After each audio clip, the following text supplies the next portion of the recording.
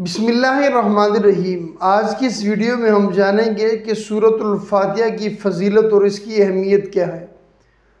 سورۃ الفاتحہ قرآن کریم کی پہلی سورت ہے اور اس کی بڑی برکتیں اور اس کے بڑے فضائل اور اس کی بڑی اہمیت ہے۔ یہ ہر نماز کا حصہ ہے لازمی۔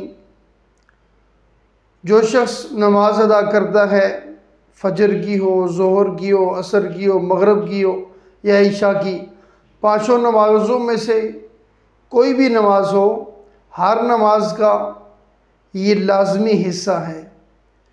رسول اللہ صلی اللہ علیہ وآلہ وسلم نے ارشاد فرمایا، حدیث پاک کا مفہوم ہے کہ جو شخص سورۃ الفاتحہ نہیں پڑھتا اس کی نماز مکمل نہیں ہوتی۔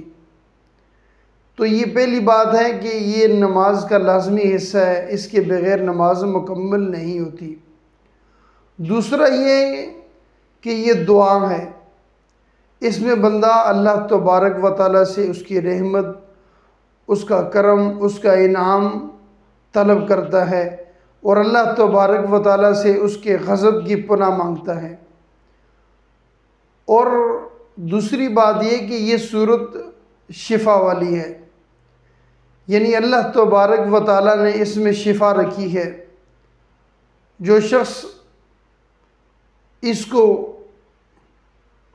کسی بھی مرض کے لیے دم کرے گا، پانی پر دم کر کے پیے گا، یہ پڑھے گا، یہ کسی کو پلائے گا پانی پر دم کر کے، یا خود پڑھے گا، یہ اس کا دم کرے گا، تو اللہ تبارک و تعالیٰ اسے شفا عطا فرمائے گا۔ اور دوسری بات یہ کہ یہ سورت قرآن کریم کا خلاصہ ہے، وہ اس طرح کہ اس میں اللہ تبارک و تعالیٰ کی توحید، اس کی حمد و ثنا، اس کی رحمت بیان کی گئی ہے۔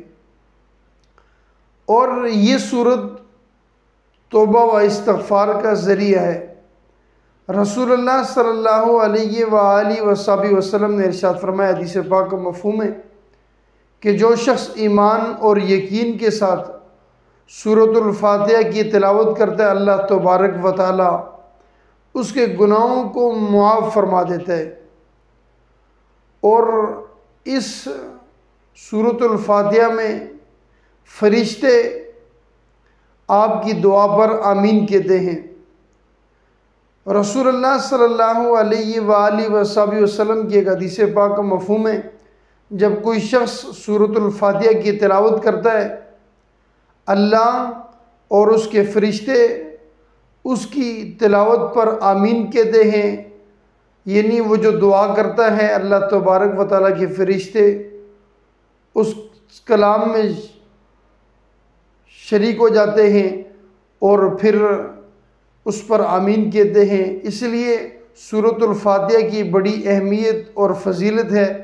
آپ خود بھی اسے یاد کریں اور اپنے بچوں کو بھی یاد کرائیں، کثرت سے پڑھیں۔